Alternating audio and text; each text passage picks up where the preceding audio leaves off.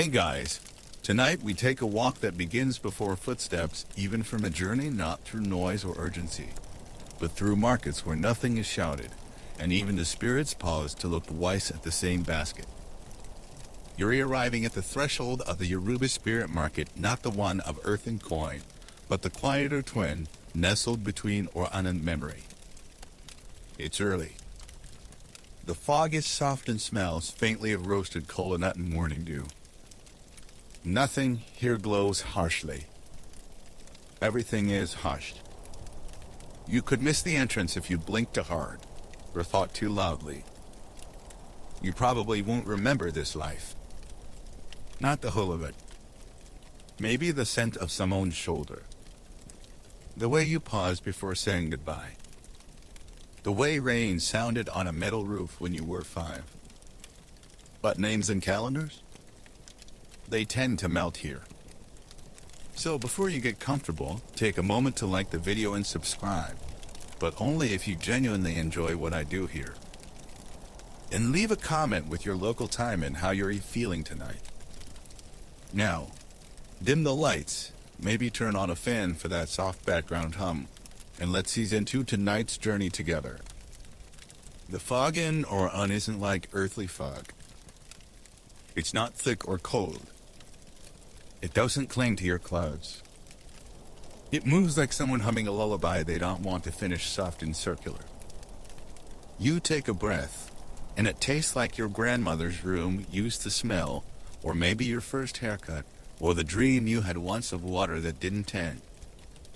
You don't walk so much as arrive your feet touching the ground just enough to feel noticed. The red clay path beneath you holds no footprints, yet somehow it knows yours. Ahead, 2 small trees arch toward each other like they've been waiting for you to pass beneath. Between their trunks, a thin red thread stretches knee-minus high, delicate but pulsing. You lift your foot carefully and step over. That was the boundary.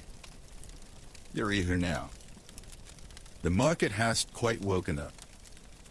Stalls made of woven cane and canvas are still being stretched open by invisible hands. Some appear to be made of bark that peels into doorways. Others are just circles of stones, humming gently with soul-minus trace. A man sweeps the dust with a broom made of dried palm ribs. Not to clean, there's no dirt here, but to invite memory to settle in neat spirals. He nods at you without lifting his head. His eyes are the color of the space between sunrise and shadow. There's no rush. Nothing here operates on a clock. The market's rhythm is set by arrival, not yours, but the soul's readiness to notice. You hear it faintly at first. A calabash bowl round, gourd-minus smooth, and resting on a short pedestal makes a soft sound, like water being poured into memory. It hums, almost curious. You approach. On the pedestal, written in black ink, are the words Ebi Irene Ibi Koko. Your plea begins here. Everyone who comes to this market brings one. Even those who don't think they're carrying anything. A question, a longing, a whisper from a dream. Maybe it's a why. Maybe a when. Maybe a who. You look into the calabash. It holds nothing. And yet, you feel something rising inside you. Not a word, exactly, but a shape. A pull. You lean slightly forward and breathe into the bowl. That's all. A breath. The surface shimmers for a moment, as if it caught the glint of a forgotten regret, then returns to stillness. And that's enough. From behind you, a soft jingle metal against bead, not loud, but certain. A young woman stands at a nearby stall, beckoning you without lifting her hand. Her body is wrapped in cloth the color of riverbanks and overripe plantain. Her wrists are adorned with beads, but you realize on closer look that each bead is shaped like a closed eye. She offers no words. Instead, she hands you a strand of beaded thread. You take it gently. The beads are cool and seem to hum faintly against your skin. One knot glows softly. Just one. This is your map, but only as much of it as you're ready to see. Behind her stall, a white curtain of loosely woven cloth shifts in a breeze you can't feel. And beyond it just shapes, color, motion. You step forward. And behind you, the calabash bowl sighs satisfied. Whatever question you brought, it's no longer yours alone. You've given it over to the market. Now, it will answer you, but not with words. It will answer with stillness, with symbols, with gentle confusion that somehow feels like peace. Because in Yoruba cosmology, marketplaces are not just for buying and selling. They're where gods linger in disguise, and ancestors come to gossip. The fabric curtain parts soundlessly as you step through, and for a moment, you lose all sense of direction, not disoriented, just quietly unmoored. Like a leaf turning slowly on still water, you glide into the space beyond without trying. The spirit market has begun to breathe. Stroll is now home with quiet exchanges not of goods, but of glances, gestures, the brush of invisible stories passed from hand to palm. Some vendors sit behind tables made of woven reed and brass, their wares displayed on blankets embroidered with symbols that rearrange themselves when you're not looking. Others simply sit cross-legged in empty spaces, their silence louder than any shout. You pass a woman sorting feathers. Each one, different in size and sheen, bears an old scent cooked yam, charcoal smoke, baby powder. They are not for flight. They are for remembrance. For sewing into dreams so the sleeper wakes with a name they thought they'd lost. You pause at her table. She looks up, then down again. She's blind in one eye, and the other sees far too much. Her fingers hover over the feathers, then pluck one shaped like a crescent moon. She doesn't hand it to you. She places it beside a smooth stone, taps the stone once, and leaves both there waiting. You understand. You're not ready yet. Farther down, two children play beside a wooden stall. They are laughing, but not at each other. They are laughing the way you sometimes do in dreams because something unspeakably beautiful has just passed, and your body is the only part that can respond. One child holds a doll with no face. The other, a dried gourd filled with tiny shells. They don't look at you, but their laughter tugs something from your memory. You once had a laugh like that. You remember its weight in your chest. Not where, not when, but the feeling, that joy shaped like a question. As you walk, the scent shifts again. Not incense or fruit, but something more intimate, clay pots warmed by the afternoon sun, soap on a river stone, the underside of a pillow warmed by a child's cheek. You arrive at a stall shaded by long strips of dried palm leaf. The vendor is elderly, his face mapped with soft lines, and a beard that curves into a perfect spiral. Before him lies an array of charms, cowrie shells, brass anklets, folded parchment tied with red thread, teeth carved from bone and polished with oil. He does not speak. He simply gestures to a wooden ball in the center of the table. Inside are small tokens none larger than your thumb. Each is marked with a different symbol. One resembles a fish swimming through an eye. Another is shaped like a foot stepping on a snake. A third, just a spiral, ending nowhere. You feel drawn to the spiral. But when you reach out, your fingers pause above the fish, minus side open. It tilts slightly by itself. You look to the vendor. He is smiling now, but only with his eyes. You pick it up. It's warm, slightly damp, like it's just been pulled from a pocket you've never reached into before. He nods. Then gently, he lifts a copper bell from beneath the table. It's shaped like a child's toy, delicate, harmless. He rings it once. A sound shivers through the stall. Everything else falls silent. Then you hear it. Not in your ears, but behind your ribs. A voice. Yours. But younger. Saying something you don't remember saying. I will come back when I know who I am. The vendor places the bell down. He points to the spiral charm. You take that too. Now, in your other hand, you carry both. One for memory. One for returning. In Yoruba cosmology, destiny is not fixed. It is consulted. Negotiated before birth, whispered into the ear of the unborn by the Orisha known as Ori, your divine self. The memory of that choice fades at first breath. That's why markets like this exist. Not to get you back the choice, but to help you feel again what it meant. You continue walking. The path now weaves between stone altars small, low to the ground. Each one bears objects left behind a single sandal, a child's rattle, a folded prayer scribbled in a mix of languages. One altar is surrounded by bowls of water. Floating inside them are tears.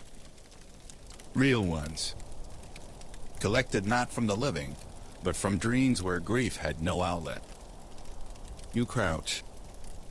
One bowl holds a tear shaped like a candle flame. Another, shaped like a spiral. You remember the spiral in your hand. You dip a finger into the bowl. The tear dissolves instantly. And you feel it. Not sorrow. A release. A burden you forgot you were carrying steps back. And your breath grows longer. Far above, clouds gather, but they do not darken. They gather like memory readying to fall a soft trade. Behind you, someone chuckles. The vendor with the spiral beard is speaking now to someone else. Not you. You walk on, toward a stall with no roof. Only bones, laid out like constellations. A figure in indigo robes, neither young nor old. Neither man nor woman gestures to the bones without looking at them. These, the figure says gently, are the questions no one dared ask. You look closer. One bone is carved with a ladder. Another, a wall. A third, nothing at all. That's the one that draws your eye. You hold it. It's heavier than the others. And then something strange. You don't feel curious anymore. You feel calm. Not because you understand, but because you don't need to. The figure bows. You return it. Then, walking away, you glance back. The bones are gone. The table empty. Like the answer to a question that no longer needs asking. A breeze moves through your beads again. Another knot glows softly. The path curves gently to the left. And you follow. Not to learn, but to remember how it feels to not need to know. The curve in the path leads you between the statues tall, weathered, and half-minded swallowed by vine. One has the head of a ram, the other a lion's mouth parted just slightly, as if whispering to something only roots could hear. You pass between them without ceremony. Yet, in your bones, you sense the crossing. Something in you has already changed shape. This part of the spirit market is quieter. Not hushed like reverence, but slow like dusk. The stalls here are spaced farther apart, and the ground is softer, dark earth padded by ancient petals. You notice the scents have changed to powdered charcoal, damp millet, the sweet decay of calabash shells left too long in sun. You come to a resting place. Not a bench. Just a raised slab of wood, smooth from thousands of soul-minus hands. No one tends it, but someone always tends it. Use it. From across the space, a woman in ochre robes approaches. She carries a folded cloth in one hand and something cupped carefully in the other. She kneels without a word and unrolls the cloth between you. Set into its center is a small gourd, capped in leather, etched with spirals and teeth. She uncaps it. Smoke, impossibly cool, drifts upward, blue minus gray and slow minus moving. You inhale without meaning to. It smells like honey burnt at the edge of patience. This, she says quietly, is the breath of a soul who left gently. You nod, because you can feel it. It carries no anguish, no struggle. Just the quiet farewell of someone who knew they would return, and knew they didn't need to rush. Yoruba traditions speak of sunset souls, those who complete their earthly dance in rhythm, who exit not in turmoil, but in timing. It is said they leave a breath behind, caught in ritual, steeped in kola nut ash and sealed in gourds like this one. You watch the smoke hover. It curls like language not yet spoken. And for a moment, you wonder what kind of breath will you leave. She caps the gourd again and places a small string of beads beside it. Each bead is different shell, bone brass, carved seed. She points to the fifth bead, shaped like a tear with a crack through its center. This one, she says, was cracked by laughter. And you smile softly. Not because it's funny, but because it reminds you joy isn't always clean. Sometimes it arrives through fractures. Sometimes it breaks you open just wide enough for something else to enter. You thank her not with words, but with silence. She nods and rises, vanishing into the drifting haze between stalls. You linger. Above you, something glimmers. You look up not to the stars, but to a rope suspended from nowhere, tied to a heavy stone lantern. It sways slightly, and a paper tag flutters beneath it. You rise to see it. Written in gentle brushstroke as if as a single phrase, return is not reversal. You repeat it silently. Return is not reversal. The idea drifts deeper into that part of you where questions go when they're too tired to be answered. The path curves again, and this time it leads into a corridor of hanging cloth. Dozens, maybe hundreds of white linens strung across narrow poles, like laundry lines between planes. Each one is stitched with symbols, hands reaching, eyes closed, a bowl, a flame, a gate. You walk between them. They flutter as you pass. Some brush your shoulders. One wraps briefly around your wrist, like a blessing disguised as wind. A man stands at the far end, sharpening a twig with a coral knife. He looks up as you approach. No greeting, just awareness. Before him is a wide basin filled with fine white sand. Without speaking, he hands you the twig. You understand. You kneel beside the basin and begin to draw. The twig glides through the sand, leaving behind symbols you've never learned, but somehow remember: a house with no walls, a river flowing upward, a ladder that stops before the sky. You finish, though there is no end. He nods and scatters the sand with one sweep of his hand. Not because it doesn't matter, he says, but because you'll draw it again. Later. Differently. The Yoruba believe in repeated forms energies returning not to repeat, but to deepen. Every birth is a rewrite. Every path, a variation of something sung before. You hand him the twig. He breaks it in half, then plants one half in the sand and walks away. The remaining half he places into your palm. Not to keep, he says, but to remind. You walk on. The cloths part for you one last time, and now the market feels farther away. Not behind you, just underneath. Like a memory already folding into soil. You find yourself at a low table carved from driftwood, nestled in the crook of a fig tree. On it a bowl of cracked cola nuts. Beside it a single, folded paper with your name. Not your name from this life. Not any name you've said aloud. But you know it. You unfold the paper. Inside is a question. No words, just the shape of the question, rising like steam from tea. It fills your lungs. It sits behind your eyes. And then it is gone.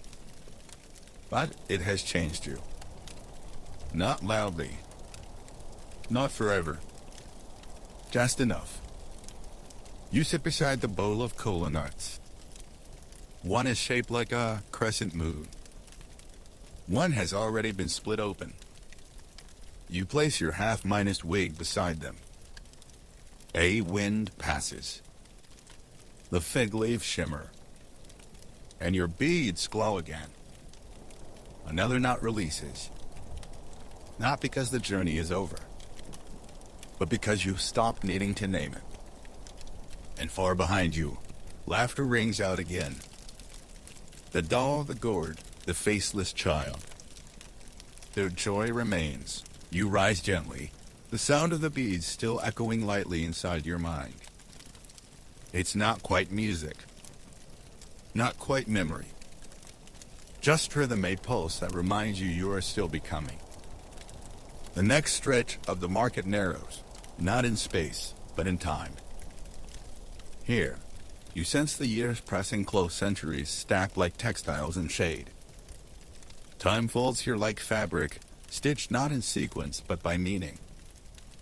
In this part of the market, the stalls are made of mud brick and oilcloth, and the path crunches beneath your feet with ancient crushed shells and bones long cleaned of their stories. The first thing you notice is a scent red clay, old tobacco, pepper leaf, and faint iron, like a well-minus worn coin held too long in the hand. A sign hangs loosely from a rusted hinge. Etched in delicate indigo are 3 words AJ as crossing bones. You enter. Inside the stall, light moves strangely. Not darker, just softer, like it knows not to startle what rests here. The woman inside is older than wind. Her eyes are closed, but she knows you're there. She hums a lullaby you half-minus recognize. It's the kind sung at dusk not to children, but to ancestors. On the mat before her is a simple lay of 7 white bones, polished smooth, and a ring of black string forming a loose circle. She holds one bone between her thumb and forefinger and drops it lightly into the center. The ring trembles. "Let's see what forgot to leave you," she murmurs. Bone casting, a sacred Yoruba practice, is not about telling the future. It's about listening to the whispers of the soul's hidden luggage, the calm, exceeds tucked deep inside the folds of breath and muscle. The bones don't speak loudly. They nudge. They remember. She drops a second bone. Then a third. Each lands with the sound of a question curling back into its answer. "You've carried too much silence," she says. The 4th bone she links off the ring. And an old promise made on a riverbank, never kept. You try to remember. You fail. "It's all right," she says. The bones remember for you. The 5th bone lands softly. This time, she doesn't interpret. She simply lifts her hands, palms open, and lets the 6th and 7th bones fall together. They cross. She smiles, eyes still closed. That, she says, is the mark of the path ray minus looping, not as punishment, but as patience. You feel something in your chest and wind. Not pain. Not regret. Just the loosening of a thread pulled too tight for too long. She sweeps the bones back into a velvet pouch stitched with yellow thread. Leave one question behind, she says. Place it on the mat. You kneel. You close your eyes. And you offer something, not a sentence, not even a word. Just the weight of something you've wondered too long. When you open your eyes, it's no longer there. Only the imprint in the mat remains. She nods and returns to humming. As you leave, she whispers one final phrase. Even knots can be sacred. Especially the ones you no longer pull tight. Back outside, the air feels clearer. Crisper. You come to another figure this time. A man seated beside an oil lamp whose flame does not flicker. He holds a carved bowl filled with ash charcoal and pressed leaf. Before him, a scroll half minus unrolled, its edges singed. He gestures toward the bowl. Choose a pinch, he says. For what you almost became. You hesitate. Then reach. The texture is soft, almost feathery.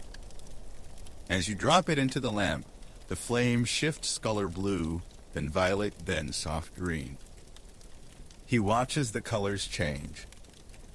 Ah, he nods. You were once meant to be a stargazer. You blink. He turns the scroll toward you. Drawn in intricate spirals are constellations arranged not by stars, but by intention. Each soul leaves an echo, he says. Some float upward. Others root down. Some curl back inward, waiting for a new voice. He traces a symbol with his fingertip, a snake biting its own tail, made of tiny grains of rice. This was once your dream, he says. To understand the cycles, not escape them. You nod. You hadn't known that. And now you do. He offers a cup of something steaming. A dark liquid with floating petals. For memory. Just one, he says. You drink. And for the briefest moment, you are standing barefoot in a field beneath stars that hum, holding a piece of charcoal in the sky with no names. The image fades, but the warmth remains. You thank him and move on. As you walk, the market shifts again. This time, it hums. Low. Slow. Like breath dragged through a hollow drum. You've entered the corridor of chance. The stalls here are draped in sound. No sellers. No buyers. Just recordings of prayers stitched into beads, tucked into shells, wound through clay flutes resting on wooden shelves. You pause beside a bowl filled with smooth stones. One sings when you pick it up. A soft, round syllable BA. You hold another. Yo. You smile. You place them together. Bio. I a Yoruba name. Joy has found me. And you feel it small, soft, honest. A joy not demanded.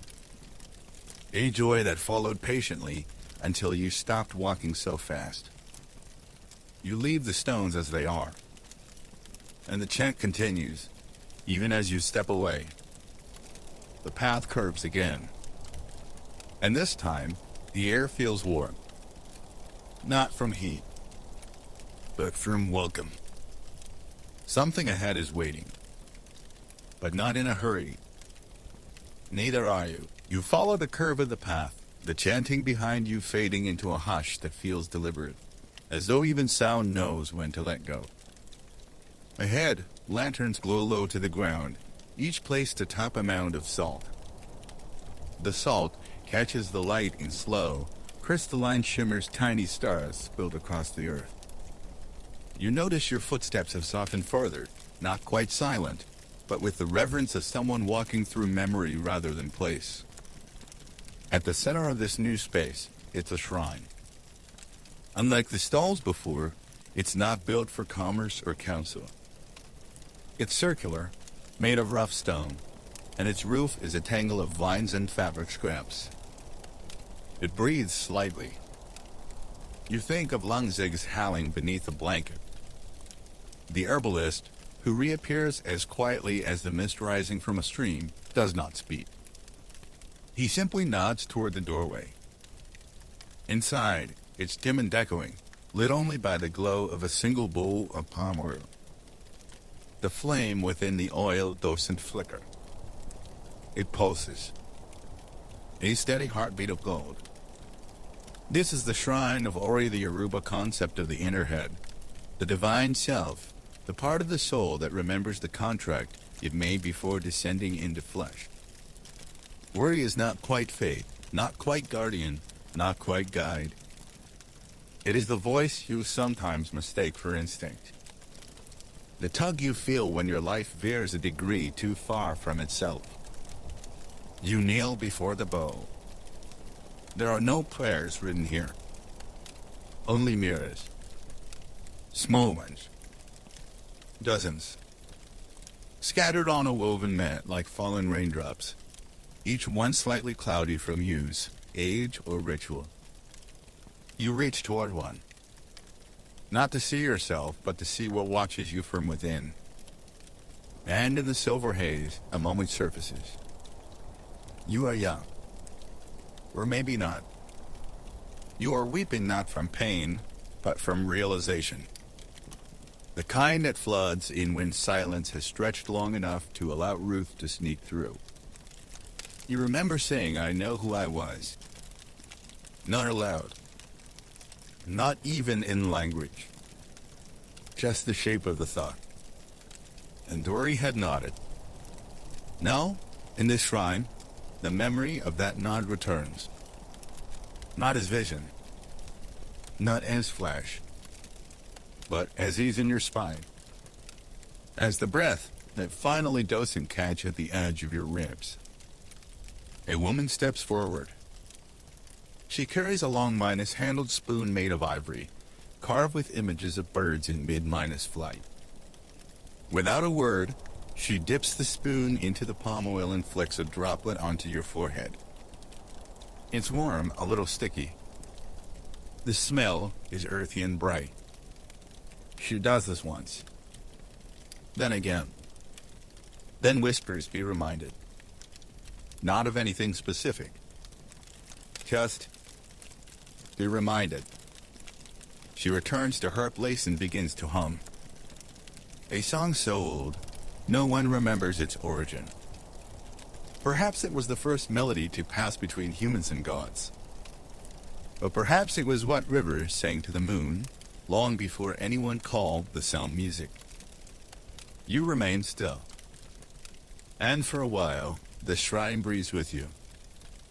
Outside, the herbalist waits, seated beside a cloth bundle wrapped in indigo minus dyed cotton. As you step out, he undoes it slowly, revealing a set of tools, not sacred instruments, not ritual relics. Just the quiet items of daily life, a mortar and pestle, a small broom, a wooden comb, a broken ladle, a pair of shoes worn smooth at the heel. These, he says, belong to people who almost became gods, but chose instead to stay a little longer. To sweep one more courtyard. To stir one more pot. He picks up the comb and turns it gently in his hands. This one, he says, was used every morning by a woman who never cursed her name, even when her bones ached. He hands it to you. You feel the weight of it not heavy, but present. This, he continues, is what many forget. Greatness is not always ascension. Sometimes it's just devotion. Devotion to living gently. You place the comb back. You look over the other objects. Each seems to hum with unseen stories. The kind not written into scrolls or carved into stone. The kind known only to the ash in a fire pit or the hollow of a gourd left drying on a porch. You ask if the people who used them were remembered. He smiles. They are now. The path calls again, not with urgency, but with familiarity. Like an old friend tapping lightly on the shoulder. You and the herbalist rise together. As you begin to walk, he says, Ori is never lost. Only quiet. And you wonder how many times your own inner voice has whispered in dreams, or in the breath before sleep, or in the strange stillness after laughter. The shrine recedes behind you. Its flame still pulses. Not to light the world. Just to say him here. You step lightly now. More at ease. The path bends once more, and a breeze lifts the edge of your sleeve. The air tastes of citrus bark and old wind. The bones behind you no longer weigh. The chant no longer echoes. The shrine no longer pulls. But all of them remain stitched softly into your breath, your gait, your next question. And ahead, a corridor lined with carved stones, each one shaped like a doorway. And all of them ajar. You step between the stones before thought catches up to action. The doors do not close.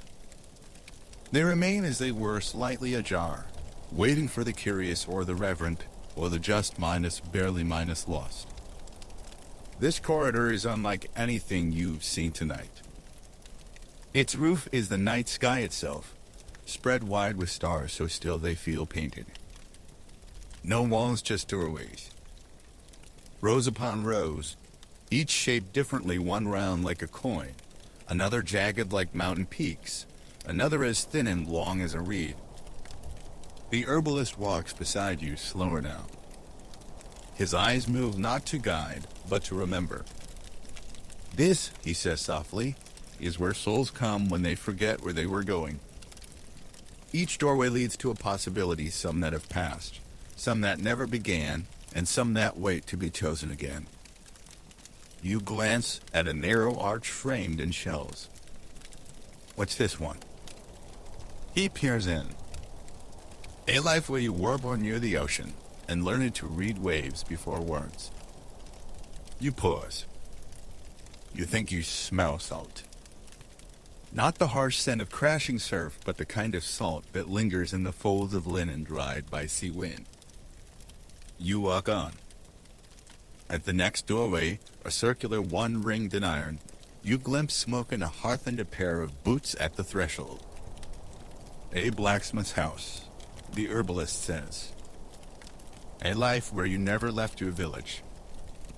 Where you made tools, sang to your goats, and died old, unafraid. You smile, unhurried. Each doorway seems to release a scent, a color, a whisper. None call you. None beg. But I'll watch, gently. You ask, are these my past lives? He tilts his head. Some. Others are lives that passed by like trains at night. You saw the lights, maybe even waved. But you didn't board. You step before a doorway carved from Korah. A breeze passes through it, bringing the fragrance of tamarind on dash. Inside, a funeral procession moves slowly through a desert. The mourners carry baskets, not coffins. You feel a pull not of sadness, but of recognition.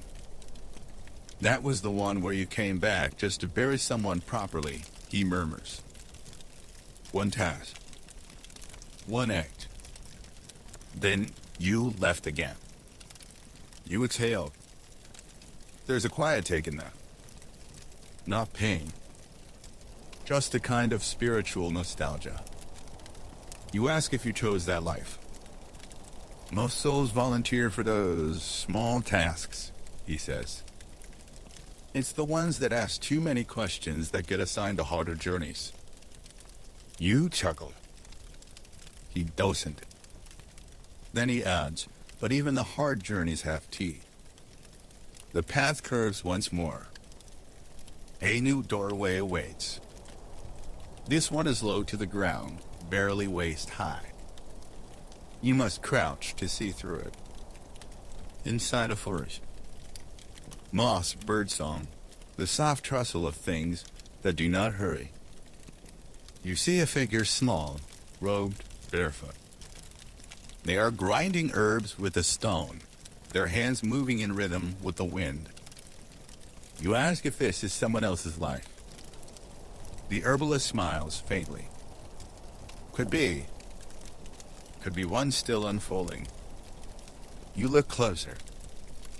The figure doesn't turn. But you feel him smile. Not toward you.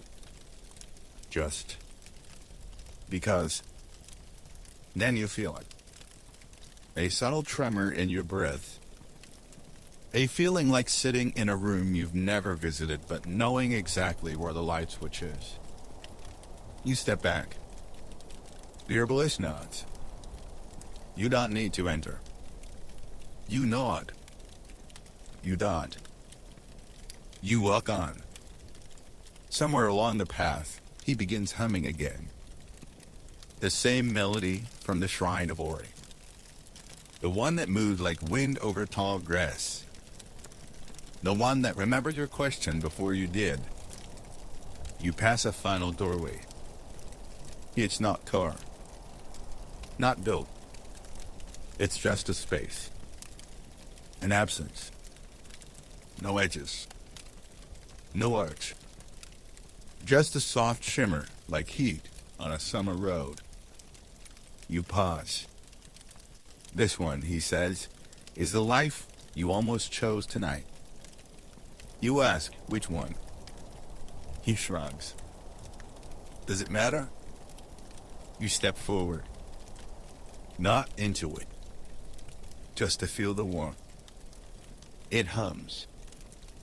Not a command. Just a suggestion. You step back.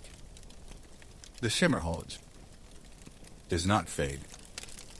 You walk again. And now the corridor of doors opens into a clearing. A circle of lost tools, each carved differently. You choose one without meaning to. It feels worn in the right places. The herbalist sits across from you. In the center of the circle of fire. Small. Contained. Steady. The wood it burns is not wood. It's something else, maybe regret, maybe joy, maybe just memories too old to retell. He lifts a ladle. Not to serve. Just to stir. And as he stirs, he says, the lives we don't choose don't disappear. They become soil. You watch the flames. You nod. You think of all the paths not taken. Of the doorways you didn't enter. Of the names you never had. And you don't feel loss. Only fullness. As if the soul does not hunger for experience, but for understanding. And tonight, that hunger is quieted. He pours a small bowl of broth. Hands it to you. It tastes like roots. Like lullabies. Like a goodbye you no longer resist. The fire crackles softly. The doors behind you remain ajar. But you do not look back. Not because you've moved on, but because the path ahead has started humming. And it sounds like your own name. Or maybe it always did. You do not rush to stand. The warmth of the broth lingers in your chest like a hush left behind by an old song. The fire dims slowly, as if it too is preparing to sleep. When you finally rise, the herbalist is already walking not ahead, not behind, just. nearby, like a thought you keep meaning to return to. The path now turns away from the doorways. You follow it deeper into the garden, where the edges of time seem softer, more forgiving. Here, the air smells faintly of clay and citrus. There is a texture to it, like parchment before the ink. He leads you through a low grove of hanging trees, branches draped like veils, brushing your shoulders, stirring something wordless. You catch glimpses of symbols carved in bark, faded and partial, like the remnants of prayers forgotten mid-mine ascendance. At the grove's center lies a flat stone table. Upon it a pile of river stones, smooth and glistening as if freshly plucked from a dream. The herbalist stops. These, he says, are soul markers. Yoruba spirit traders place one for every truth someone manages to carry across the river between lives. You look down. The stones are not labeled, not sorted, just resting. Some are small truths, like learning to say thank you before asking. Others are heavier, like choosing kindness when it would have been easier to vanish. You reach for one. It feels cool, familiar. You ask, did I leave this one? He smiles. Or maybe you're here to carry it this time. You cradle it in your hand. It begins to warm. There's no glow, no song. But your shoulders fall just slightly. As if something you've carried a long time finally loosened its grip. He gestures to the edge of the grove. There, barely visible under the overhang of hanging vines, is a small hut made of woven reed and stamped turf. Smoke rises from a single chimney, curling in on itself. This is the lullaby I said you, he says. She doesn't speak, but she listens. And she remembers what the soul forgets. You step forward. Each breath you take seems to echo more softly, more precisely. Like your lungs are seasoning with something older than breath. Inside the hut, it is dim but not dark. The walls are lined with bundles of dried herbs, feathers, clay bells, and folded cloths. A single lantern flickers on a low table, illuminating a mortar, a few bowls of ash, and a tall figure seated on the floor. She is draped in indigo deep and soft, like the sky before a storm. Her face is hidden behind a simple veil of netted beads. She does not rise. She simply tilts her head. The herbalist does not enter. This is your visit, he whispers, not mine. You kneel. She places her hand weathered, wide, soft on your head. No words pass, but images rise. Not visions, not memories. Something else. You feel the weight of your own name. You feel the shape of questions you have never spoken aloud. You feel the softness of a silence that has waited for centuries to be noticed. She removes her hand. You exhale without knowing, you deepen holding your breath. She reaches into a bowl and lifts a single black seed. She places it in your palm. You ask, what is this for? Her voice is soft, almost imagined.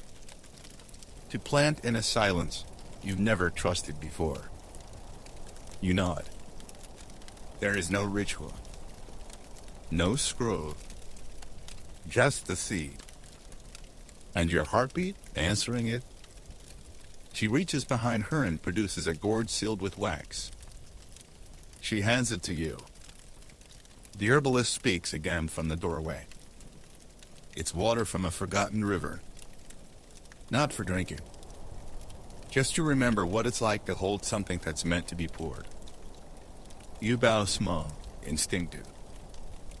You rise. The herbalist steps aside to let you pass. Outside, The garden is quiet again. The path continues, only now you do not follow him. You walk beside him. 2 steps forward. 1 pause. A glance to the sky. A brief moment when the stars seem to nod. Not every soul finds the eye set you, he says. Some fear they'll forget what they needed to ask. Others are afraid she'll answer it clearly. You ask, did I answer clearly? He smiles. Only your silence knows. The seed remains in your palm. It doesn't grow. Not yet. But it hums faintly with the same resonance as your breath. You continue walking. The stones beneath your feet now seem to pulse slightly each step its own echo. The trees part. A wide open space greets you, a hilltop altar with no markings, no carvings, no offerings. Just a circle of wind-blown earth and a single wooden stool at the center. You approach slowly. The herbalist remains outside the circle. This, he says, is where souls come to rest, not to decide, not to act, just to be still. Use it. It feels like dusk. It feels like the last page of a long letter. The wind moves around you not in gusts, but in small, reverent exhalations. You don't think. You don't seek. You just notice. Your pulse. Your breath. The seed in your hand. The weight of the river stone in your pocket. And beneath it all, the quiet awareness that nothing is being asked of you anymore. Not in this moment. You have reached a pause. A lull in your reincarnation rhythm. A sacred comma between lifetimes. You stay there a long time. Maybe minutes. Maybe lifetimes. The herbalist says nothing. The sky slowly folds into a deeper blue. And you do not rise. Not yet. You do not rise from the hilltop's tour. Not out of reluctance. Not out of hesitation. But because the silence here holds you so gently, it seems to ask you to stay just a little longer. The stars overhead shimmer faintly, like memories that never insisted on being recalled. Somewhere behind you, a soft chime rings just once, then fades. You remember the herbalist's words, this is where souls come to rest. And still you remain. When you finally lift your gaze, you see him standing at the edge of the circle, arms folded inside his robe. His posture says nothing, but his presence invites. You stand and join him. Together, you descend the opposite side of the hill, feet crunching on gravel softened by moss. The garden has changed again. Not dramatically. Just slightly. The air is heavier with jasmine, and tiny, glowing beetles flit through the branches like prayers on small wings. You come to a narrow bridge, wooden, barely a few planks wide. No railings. On either side, fog clings low and luminous. The herbalist stops. This, he says, is the passage of ambiguous ends. You tilt your head. He chuckles softly. Not every lifetime ends cleanly. Some unravel slowly, like a dream that doesn't realize it's over. You look across the bridge. It doesn't lead into darkness. It leads into a mirrored grove of trees whose leaves shine silver, reflecting the stars like still water. You don't have to cross, he says. But many do. They say it helps. You ask, helps what? Helps nothing. Helps everything. Helps the self you left behind catch up. You step forward. The bridge doesn't creak. It accepts your weight, just as the earth did when you first arrived. With each step, you feel something slip. Not full. Just loosen. A regret you didn't know you are still holding. A face you no longer feel guilty for forgetting. A word you once meant to say but now no longer need to. You reach the center of the bridge and stop. Below, in the mist, you catch glimpses, not reflections, but suggestions. Echoes of your own movements. Past loves, perhaps. Past selves. One bends to lift a child. One walks alone beneath red lanterns. One sits still, eyes closed, breathing in the quiet. You feel no sorrow, only distance. Like looking at a house you once lived in, now lit by another's lamp. You continue. The mirrored grove embraces you. The trees here do not speak, but they listen. Their leaves shiver even when there is no wind. Beneath your feet, the path glitters faintly as though dusted with crushed pearls or old blessings. The herbalist does not follow you this time. You are meant to walk alone.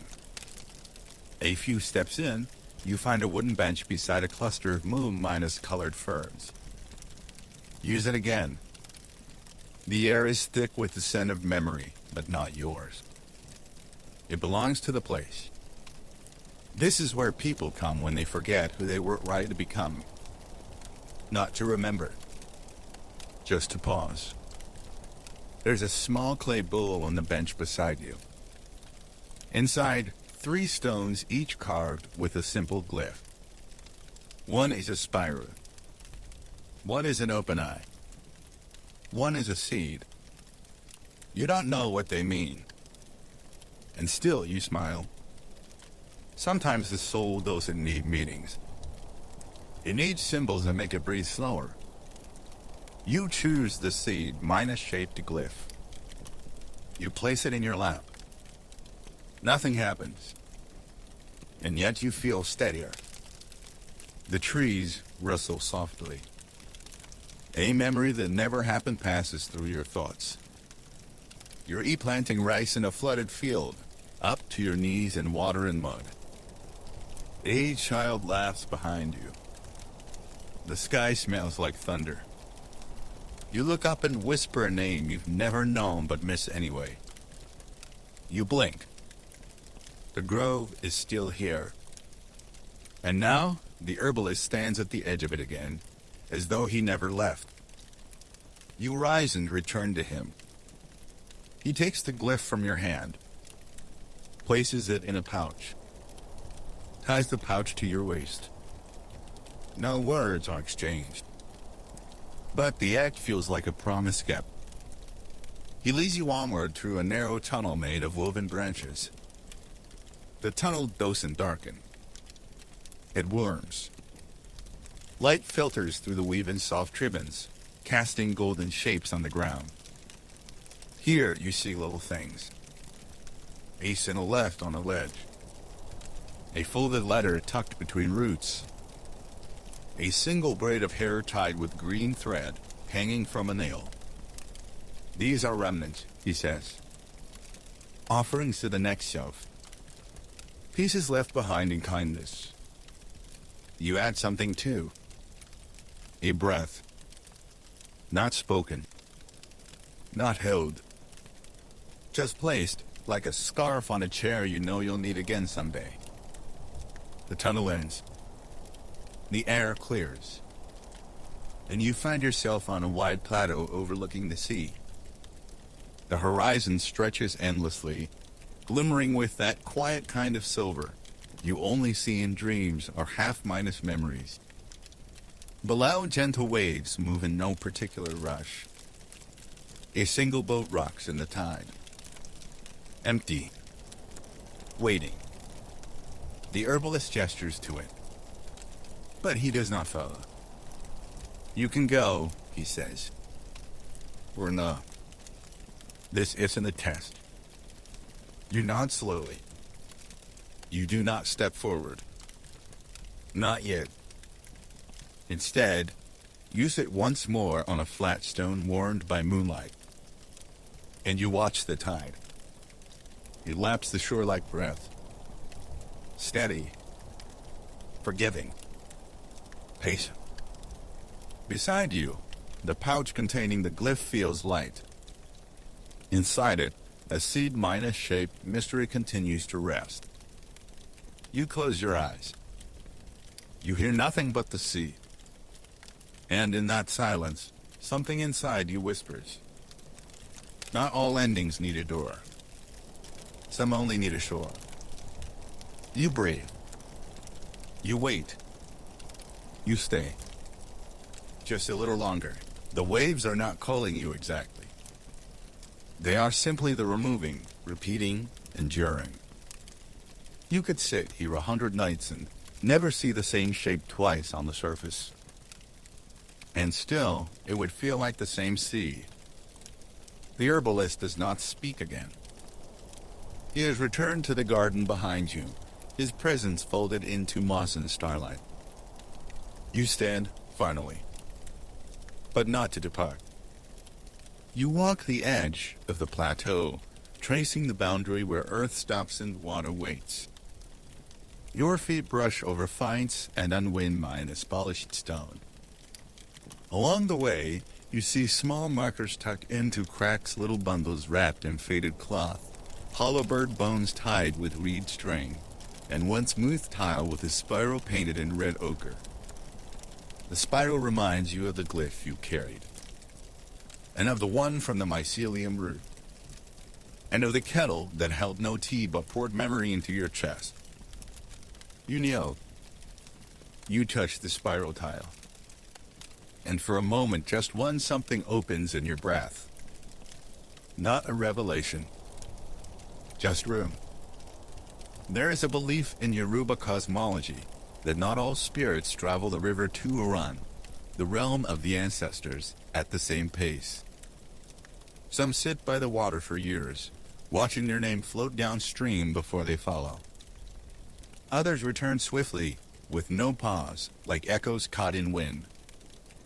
And just a few walk back and forth, ferrying dreams between worlds, half mine is forgotten on both sides. You wonder which one you are. Then, in the corner of your vision, you notice a figure. Not the herbalist. Someone else. She stands just where the mist meets the beach, her robe long in shadow blue, her hair covered in a scarf the color of ashes and ink. She holds a staff wound with bells that do not ring. Her presence is not loud, not dramatic, but she brings the sense of endings folded carefully inside beginnings. You approach her. She nods. Most don't see me, she says, and her voice is softer than tide foam. But Yuri's still in between. You ask, between what? She smiles and gestures to the boat. Between the one who seeks and the one who remembers. You glance back at the garden now distant, wrapped in fog. You glance ahead to the boat still empty, still rocking. She lifts the staff and points to the sea. There's no destination. Only a deeper rhythm. You ask if she is a gatekeeper. No, she replies.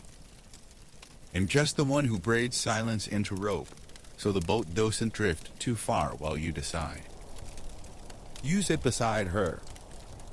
She empties a pouch from her belt woven from fish scales and thread that hums faintly and opens it.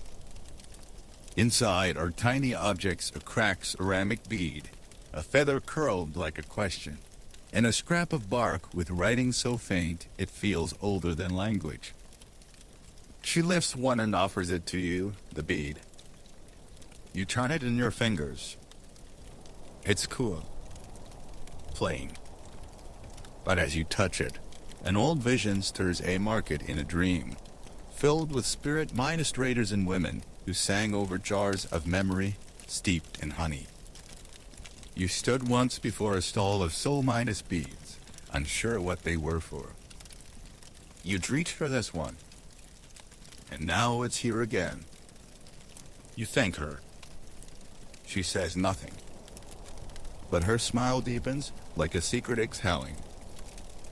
In Yoruba tradition, there is a tale of those who forgot their or your soul's inner head, your guiding essence. These people wandered not because they were lost, but because they traded their name for someone else's silence.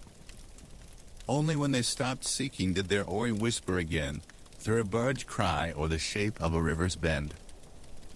You look to the boat once more. You are not ready to leave. But you're no longer afraid too. The woman rises. You ask her name. She answers by touching the staff to the ground. From where it lands, a circle forms fine powder rising in an instant, drawing a glyph that resembles both a bird in flight and a seed breaking open. That is enough, she says. The rest will echo. She walks away without sound. You are alone again. But you feel anything but lonely. You return to the spiral tile. This time, you lift it. And underneath, someone has carved a single line into the earth. Come back only if you forget how to listen. You smile. You place the bead beside the message. You do not bury it. You let it stay. For the next soul. For the version of you who may need it later. For the moment when forgetting becomes too loud and remembering grows shy. The tide hushes against the stones.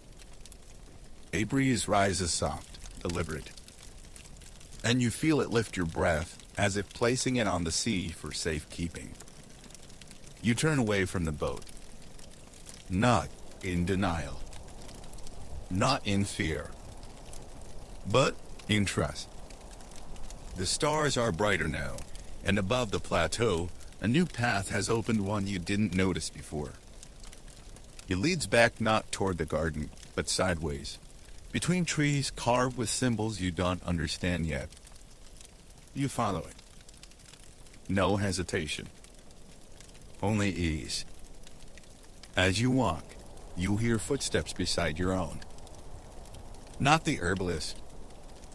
Not the woman. Not anyone, perhaps. Just the memory of being accompanied. Just the truth that you never really walked alone. And ahead, where the path bends towards something unseen, you catch the scent of citrus bark, moon-minus warmed wood, and an herb you haven't met yet. It smells like the kind of forgetting that leads you gently to rest. The kind of forgetting that trusts the soul to bloom again. The path curls softly beneath your feet, padded with fallen leaves that seem to hush the night rather than disturb it. This trail isn't carved by footsteps, but by patience. It meanders rather than leads an invitation, not a destination. You walk slowly, and for once, you are in no rush to arrive.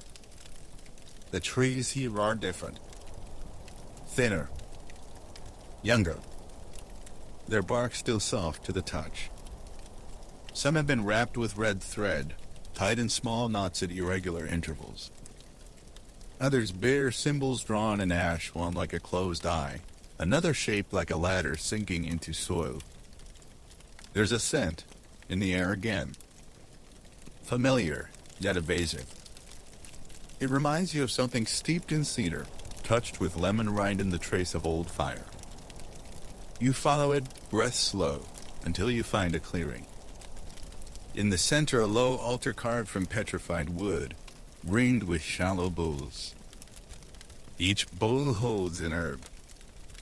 You recognize none of them. Yet each feels like something you've once forgotten.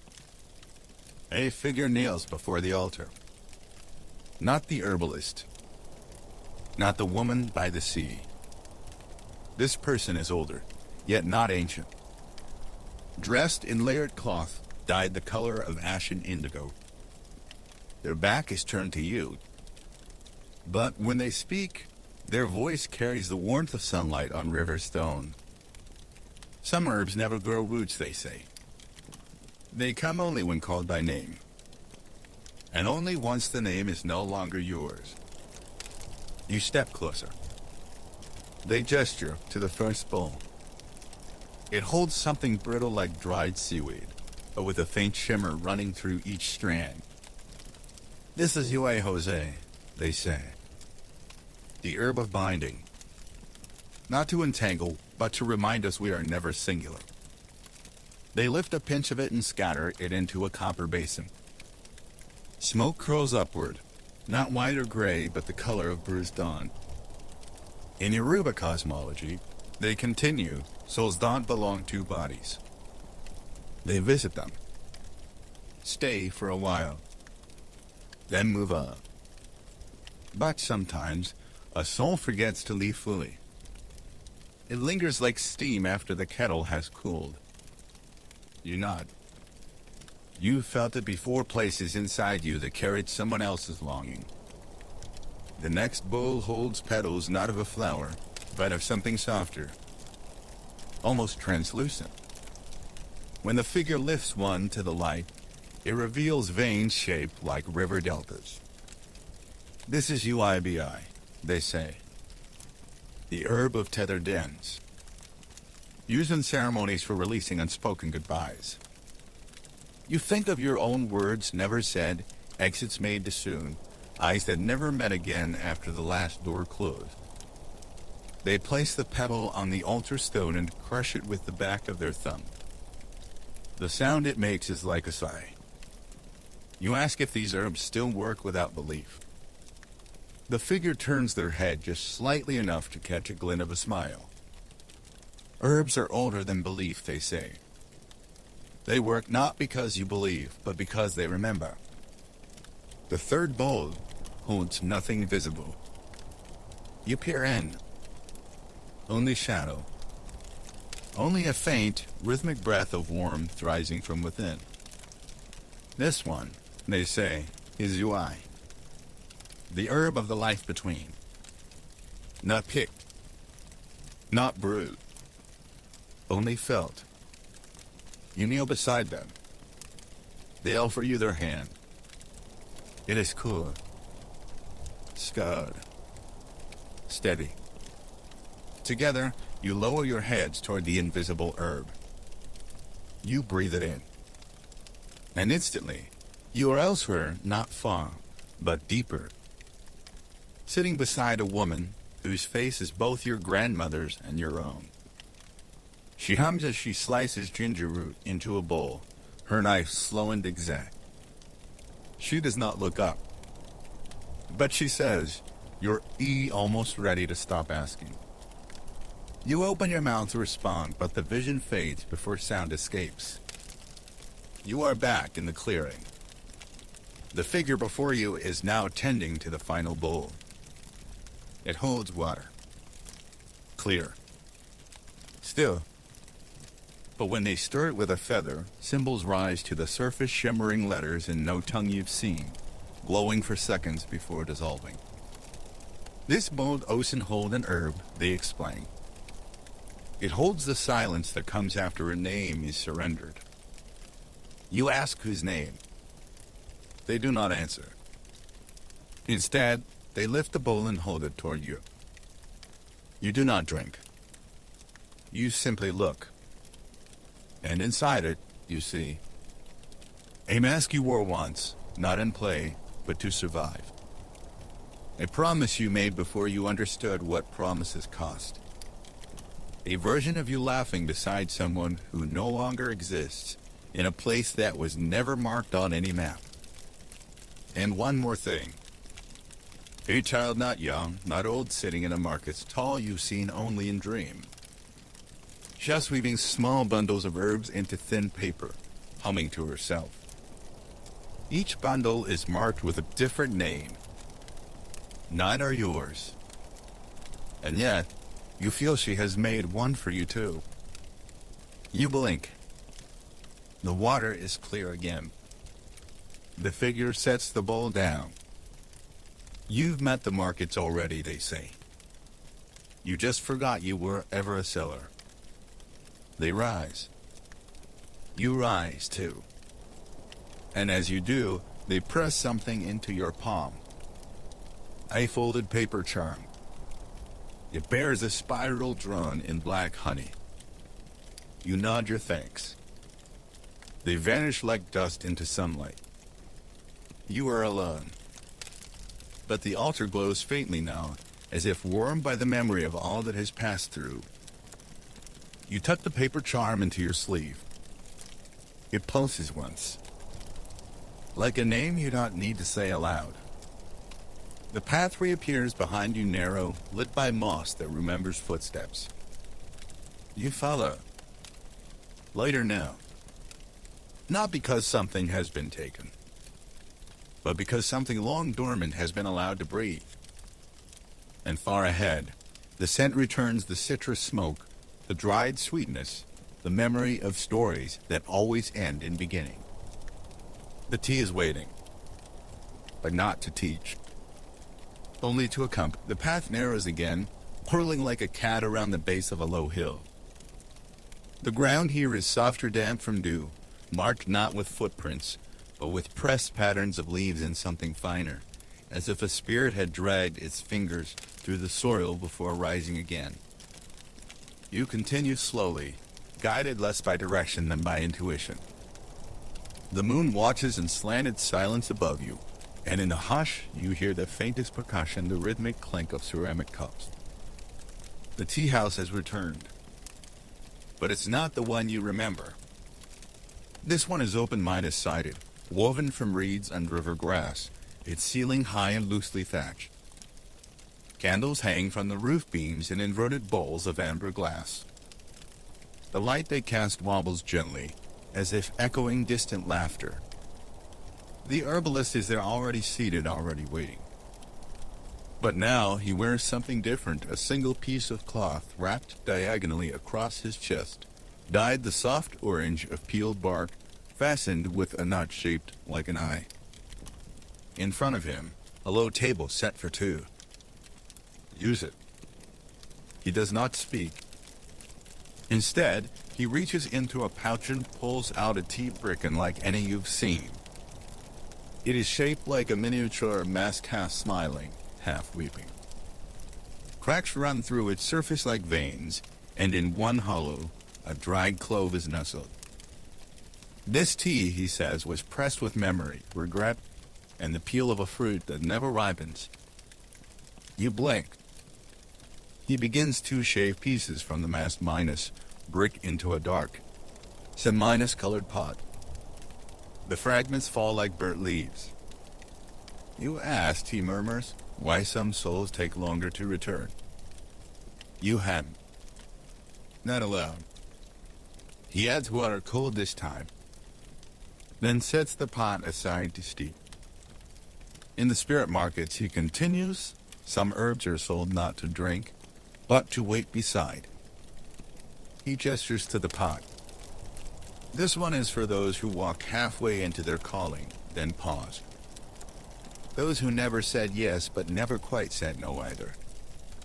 The steam rising from the spout is cool. You exhale. The herbalist lifts a second pouch and opens it with care. Inside coins, but not metal. Pressed leaves, dried and waxed, each etched with a word you don't recognize. He places one on the table before you. You Irina Joe, he says. The leaf of traveling stillness. In Yoruba, it is said some souls are permitted to stop just briefly before rebirth, to catch their breath, to feel what it is like to sit with no assignment, no grief, no longing. You nod, slowly. He sets the coin minus leaf on the rim of your cup, where it rests like a prayer someone once whispered through tears. The spirit markets honor stillness as currency, he adds. You cannot buy peace, but you can exchange noise for silence, grief for grace, curiosity for surrender. He pours the tea. It is pale. Not colorless, but nearly so. Like breath made visible in winter air. You lift the cup. Your hands are steady. The flavor is strange. It enters not with taste, but texture. Like velvet folded around stone. You feel something inside you settle. Not sleep. Not knowing. Just permission. And in the distance, beyond the tea house, a slow bell rings. Not once, but twice. The herbalist listens, then nods. A soul is being named, he says. Not here. Somewhere deeper. A newborn who has not yet chosen to cry. You close your eyes. You see a hut in a village near water. A woman breathing through pain. A child swaddled in silence. Outside, a cluster of elders waiting to whisper names, but the wind carries none of them clearly. Then, a single syllable forms soft, almost laughter. And the child opens its eyes. You return. The tea in your cup has darkened slightly. You ask gently if names hold weight in the spirit world. The herbalist smiles. Names are not weights, he says. They are doors. Some are open. Some close. Some you must knock on 3 times before you remember they were yours. You sip again. This time, you remember. A field of tall grass. A hand in yours. A song you never learned, but sang anyway. You set the cup down. The herbalist reaches across the table. He lays a folded cloth between you. It unfurls into a map not of places, but of thresholds. Circles marked with symbols, herbs, masks, teacups, roots. In one corner, a bridge drawn in thread.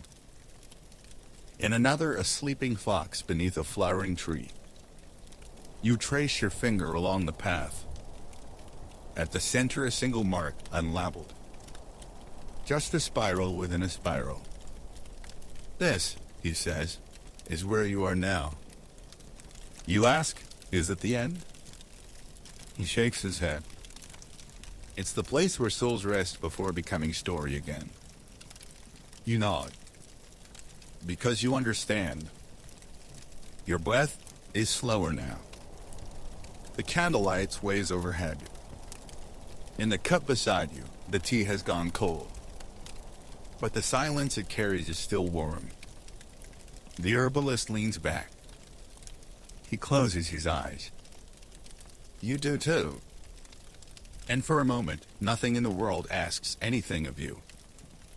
Not healing. Not becoming. Not remembering.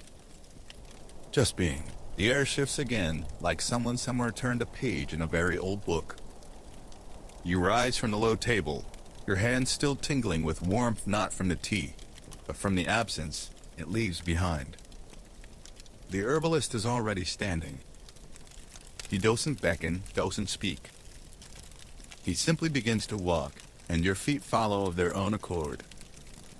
This time, the path leads you to a space that isn't quite indoors or outdoors. A half-minus sunken structure stands before you, part garden wall, part collapsed shrine, part something older. Its roof is gone.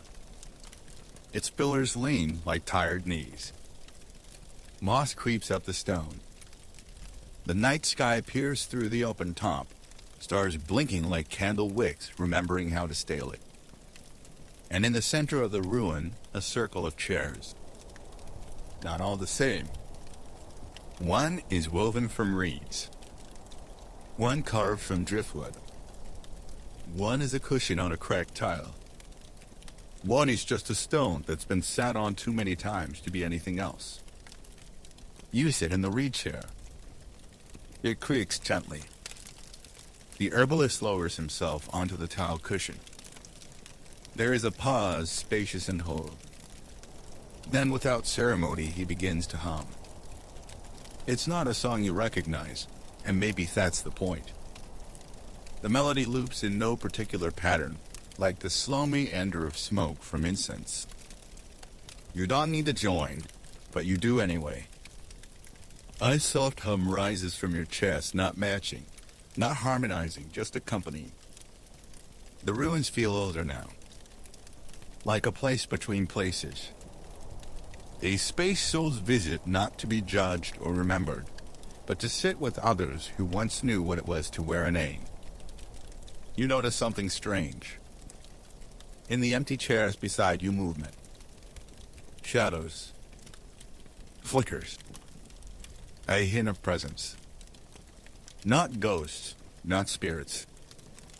Just echoes. You blink. And for a moment, you see them. A grandmother stirring a bowl of millet with her finger, humming. A child swinging one foot under her chair, eyes wide with questions she'll never ask aloud. A friend you almost met in this life but didn't. Their shapes blur at the edges as if drawn in steam. But their attention is soft and real. They're not here to deliver messages. They're here because you are. This place, the herbalist finally says, is called the seat of returning S. In Yoruba cosmology, there's a space where the soul revisits its many shapes just briefly before stepping into the river of now. Not a judgment hall. Not a memory lane. Just a gathering of echoes. You glance again at the chairs. They've shifted. Or maybe you have. You see one filled by a version of you younger, older, full of questions and half-minded made plans. Another seat holds an older you quieter, eyes lined with the softness of grief lived and forgiven. Another empty but pulsing with potential. Someone you might yet become. They don't look back at you. They don't need to. They're not here to resolve anything. Just to sit. To hum. To witness. The herbalist, still humming, reaches into his robe and pulls out a tiny clay flute. He plays just one note long, curved, untaking. You feel it pass through your ribs. A reminder. A release. He plays a second note softer, fading almost as it begins. And with that, the air shifts again. The chairs begin to empty. The humming fades. Not all at once. Not sharply. Like tea cooling in the cup. The echoes rise, stretch, pull back into the stars above. And then it's just you. And him. And the reed chair beneath you, still creaking faintly like an old memory retold by firelight. The herbalist doesn't speak. He simply reaches into the earth and pulls out a bundle wrapped in cloth. He places it in your hands. Inside threads. Fine, colored, tangled. Some whole. Some frayed. Some still knotted around the scent of someone else's prayer. These, he says, are your remaining threads. You look down. They shimmer faintly like roots remembering light. He continues, you won't take them with you. But you'll carry the feel of them in your palms for a while. You nod. Not because you fully understand, but because the threads are soft, and something about them feels like goodbye. Or maybe welcome. It's hard to tell. The herbalist begins to rise. And so do you. No rush. No ritual. Just the silence of stone remembering its shape. As you step out of the circle, you feel the path shift once more. Ahead a grove of trees. Dark. Silvered. Breathing. Behind the ruins quiet again, as if exhaling for the first time in centuries. You pause one last time. The chairs are gone now. But the stillness remains. And that is enough. The trees ahead aren't like the ones you've passed through before. They seem taller, yes, and older, but more than that, they feel aware. Not in the way that animals are aware. More like librarians. each one holding a volume of something not yet written, waiting for the right question to open their bark like a cover. You walk slowly beneath them. The canopy overhead filters the starlight into ribbons that bend and pause mid-air, as if they too are deciding whether to continue. The herbalist does not enter with you. He stops at the threshold and gently says, "This path isn't mine." You turn to ask what that means. But a Chia is already seated again, facing the other direction, his hands resting in his lap, as if awaiting a wind only the trees can call. So you step in. You've never known silence like this. It isn't heavy. It's generous. It gives you space to remember who you are without the noise of explanation. Each step forward feels like it echoes backward into lives you forgot you lived. One of you once walked through this same grove as a hunter. Another came barefoot, shivering after loss. Another planted seeds here and whispered their name into the soil just to feel it echoed back in the leaves. And now it's your turn. Not to relive. Not to restore. Just to receive. The ground is soft with fallen needles. You kneel. Before you a shallow stone pool, shaped like a half-Midas open eye. Its water is still, but not stagnant.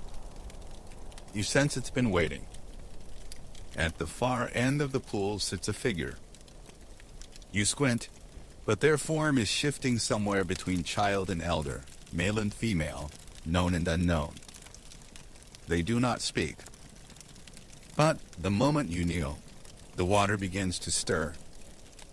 From its center rises a small or not glowing, not dramatic, just present. It drifts toward you like a dandelion seed in spring wind. You reach out your hand. It lands lightly in your palm. Cool. Weightless. It hums with something you don't have a word for. The seated figure finally speaks not with a voice, but with the sound of leaves turning over themselves in sleep. You are here for the choice, the present says. You don't reply. There's no question. And yet, everything in you leans forward. You've walked memory, they continue. You've tasted forgetting. You've met those who live in questions. And now, you may carry one thing forward. You look down at the orb. Inside it, faintly, a shape spins. You can't make it out not yet. The voice continues. Some choose a name. Some, a story. Others choose a question they haven't finished asking. You think of all the things you've encountered on this journey, the boy curled in the cypress, the fox that left a bundle in your hands, the dream orchid that whispered your own voice back to you. And then you remember the rainwater from the year of no deaths. That strange, shimmering stillness that asked nothing, promised nothing, and yet gave everything. I choose the pause, you whisper. The breath between. The orb brightens slightly. Just for a moment. The figure nods. The orb begins to dissolve not into light, but into sensation. It sinks into your palm, vanishes through your skin. And suddenly, you feel a memory that hasn't happened yet. A quiet afternoon, years from now. You'll be sitting alone, sipping something warm. Someone you care about will speak beside you. You won't remember this journey, not clearly, but you'll smile, for no reason you can name. That smile will be the pause, the breath between, and it will be enough. The seated figure stands. Their shape flickers once, twice, then resolves into a reflection of yourself. Not a twin, not a mirror. Just another you, walking the same path from another thread in the weave. You both nod. And without speaking, they turn and vanish back into the forest. You rise. The trees seem to sigh with you. As you step away from the pool, you notice something new at its edge, a single leaf floating on the water's surface, etched with a spiral so fine it could be mistaken for dust. You don't take it. It's not yours to carry. But you feel it resting behind your ribs now, like a mark left by kindness. You exit the grove. The herbalist stands once more, eyes soft with knowing. He says nothing. He doesn't need to. But he lifts his hand and gestures toward a hill you hadn't noticed before. Its slope is gentle. Its peak lit faintly with moonlight that's begun to fade. As you begin to climb, you realize your legs are neither heavy nor light. They simply move, as if they've waited lifetimes to make this final walk. At the top of the hill, there is nothing to see. No shrine. No altar. Just air. Widened hole. And for the first time, you don't search for meaning. You simply breathe. And let yourself feel return. You remain on the hill, suspended in a kind of wakeful weightlessness. There's nothing above you but the paling night sky, stars blinking their farewells. Below, the garden slumbers. Even the herbs seem to exhale a final time, no longer asking to be known. The air holds no chill, no warmth, just permission. And beside you, at last, the herbalist arrives. Not as a guide. Not as a teacher. Just a fellow presence at the edge of one thing and the beginning of another. He sits beside you, cross-legged, robes pooling like roots settling into earth. I think, he says, with a tone softer than moss, we're ready. You don't ask for wood. He unfolds a cloth from his sleeve. Inside it a simple bowl carved from a seed that looks older than any tree you've seen. There is no shine to it. No pattern. Just the feeling that it remembers holding many kinds of waters. Into it, he pours a final measure of tea, not from a flask or kettle, but from a small vessel that was never visibly filled. The liquid is a muted color, something between moonstone and smoke. Not quite present. Not quite absent. This is the closing infusion, he says. You glance into the bowl. Tiny flecks drift in slow spirals at the bottom. You realize they are not herbs. They are fragments of scent, of song, of sighs too quiet to name. He holds it out to you. You take it. And even before you sip, it begins to soften the membrane between experience and memory. Not erasing but unraveling. Like dew sliding off the final syllable of a dream. You drink. It's not warm. It's not cool. It is recognition. And as it settles in your chest, images begin to float, not sharp, not bright, but gently luminous. The shimmer of the rainwater from the year of no deaths. The soft curl of the wordless bloom. A fox's steady gaze as it leaves something unsaid in your hands. A scroll with no ink, still heavy with meaning. The child's stone circle beside the stream. The silent breath of the mushroom beneath the world offering space. Each memory a gentle brushstroke across the inner wall of your spirit, quiet and whole. You close your eyes. But this time, it's not to sleep. It's to allow. The herbalist speaks again, and his voice has shifted. Not deeper, not lighter, just further. As though HES speaking from the part of the world that cradles quiet endings. There is a belief, he says, in one of the older lineages, that when the soul has wandered far enough through knowing, forgetting, wandering, and witnessing, it is met not by gods or gatekeepers, but by a question. You wait.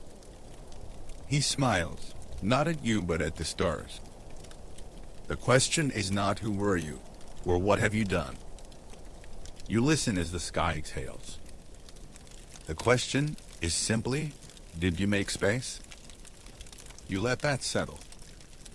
Did you? For curiosity? For sorrow? For another's breath? For your own? He rises slowly, as if the wind is lifting him gently from the ground. He places the bowl back into the cloth, folds it with reverence. Then he offers you his hand, not in farewell, but in understanding. You rise too. And for the first time, you notice a faint path behind the hill. A ribbon of light trailing downward, not toward the garden, not toward the past. Just onward. You don't ask where it leads. You're ready not to ask. He walks with you to the start of the path. Then he stops. His eyes meet yours, and you see all the lifetimes behind them, not detailed, not distinct, but rooted. Like a tree you've passed 1,000 times, never needing to name. You'll forget most of this, he says with a soft, almost amused shrug. That's all right. He pauses. But the tea remembers. The soil remembers. And so will the space you made. You nod. The air stirs once. He turns. And you begin walking. The path is soft. It doesn't rise or fall. It simply continues. You do not look back. There is no sound of parting. Only a soft shifting, like a leaf turning over in sleep. As you walk, the path widens just enough to feel like an invitation. A wind moves through you. But instead of passing by, it settles in your bones. And you understand. This was never a story to be remembered. This was a story to be walked. And you are still walking. You walk without hurry. Each step now feels less like movement and more like music returning to silence. The path you followed doesn't announce itself. It curves like memory delicate, wandering, full of pauses. There are no lanterns now, no herbs calling your name, no foxes in the margins. Just a horizon that breathes with you. Somewhere, a reed instrument plays a single, sustained note. Or maybe that's the wind. Or maybe it's you, humming softly without knowing. In Yoruba cosmology, they say the soul I chooses its path before birth. That it stands at the edge of or on the unseen realm and points toward a destiny it cannot fully understand. It whispers its desires to Oelodamar, the supreme source, and then leaps, forgetting the conversation the moment it crosses into flesh. You wonder now what your own whisper once was. Not the words, but the yearning beneath them.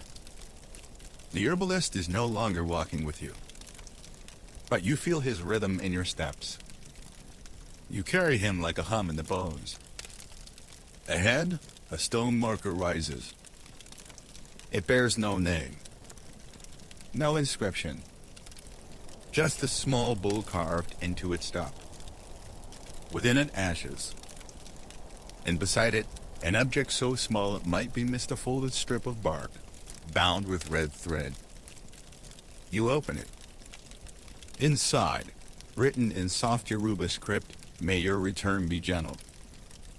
The bow listened warm. The ashes do not glow, but something within them stirs. You kneel beside him, and for a moment you become stiller than the earth. In Yoruba tradition, elders say that when someone leaves this world gently, they are received by EGB or on the spirit companions. The ones you left behind when you chose this life. The ones who missed you like breath misses lungs. You close your eyes, and you feel them. Not in form, but in nearness. Not as shapes, but as familiarity. They surround you now, quietly, just past the veil. Not to greet you. Not yet. But to remind you you were never alone on this walk.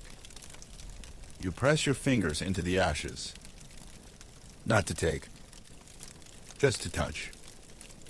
It's cool. But within it, something yields. Like water parting for a fingertip. A vision stirs not in sight, but in sense. You feel a soul deciding. You feel the moment it pointed. You feel the joy of forgetting. And the courage of stepping forward anyway. Then you rise. The path narrows again. Not to confine, but to return. The stars above shift slightly, like a curtain being drawn. A soft blue begins to pulse at the edge of the sky. Not quite dawn. Not quite dream. You walk through it. And suddenly, you are in a marketplace. But not one made of stalls and coins. This one is made of scent and shadow, of spirit and silk, of memory strung like beads across the waking world. You know this place. The Oya the spirit market. In Yoruba lore, this is where the soul returns after many lives. Not to bargain, but to witness what it once carried, what it once forgot, and what it now releases. You see it all around you. A stand of laughter, bundled like dried herbs. A table of tears, still warm. A hanging of names, fluttering in a wind that only speaks Yoruba. You walk slowly, reverently. No one calls out to you. But the market opens for you anyway. A woman weaves memory into cloth beside a bowl of kola nuts. A man plays a drum with no hands, only breath. Children dance in a ring made of questions they never ask aloud. You pause at one corner. There, set on a mat of woven silence, rests the dream orchid. It has bloomed again. You do not reach for it, but it turns slightly toward you. A nod. Eye recognition. You keep walking. The spirit market does not ask for your name. It offers you a place to rest your feet. You deal. And just beyond the final row of soul-minded standers and ash whisperers, you see a well. Not deep, but old. At its base, water so clear you forget to question it. You kneel. You peer in, and you see your reflection, but not your face. You see a gesture. One hand open, not reaching, just offering. You smile, and the market breathes. The herbalist is there again, just behind you. Not to speak, just to witness. He places a stone beside yours. You do not turn. You do not speak. You simply remain with the market, with the well, with the final tea resting in your belly like a lullaby still echoing. And then, the stars pause one last time. The wind bows once. The spirit market closes. Not forever. Just for now. And so do you. You've walked many lifetimes tonight. Some were familiar carved into your breath like old songs half-minus hummed in sleep. Others arrived in gentle fragments, the hush of a cypress, the echo of a question unanswered, the feeling of moss breathing beneath your fingertips. Not every moment was meant to be remembered. Not every symbol decoded. And that, too, is sacred. The dream orchid sleeps again now, hidden beneath moss made of memory and mist. The foxes no longer watch, but you feel their paws just beyond waking. The bridge that once carried you across questions has dissolved into starlight. And the herbalist kind, quiet, always just one breath away, has returned to the shadow of stillness where guides wait for no thanks. You do not know if this was a dream, a story, or a remembering. But some small part of you has softened. A thread has loosened. A breath has lengthened. And maybe, when tomorrow comes, you will pause beside your tea or feel a shiver near a tree and not know why. That's enough. That's always been enough. Because peace does not shout, and healing is not loud. So rest now. Let your soul steep like roots in warm earth. Let the spirit market close behind your ribs. Let your name float away like paper charms on wind. No need to carry anything forward except the softness. Sleep well, traveler of quiet truth. Sweet dreams.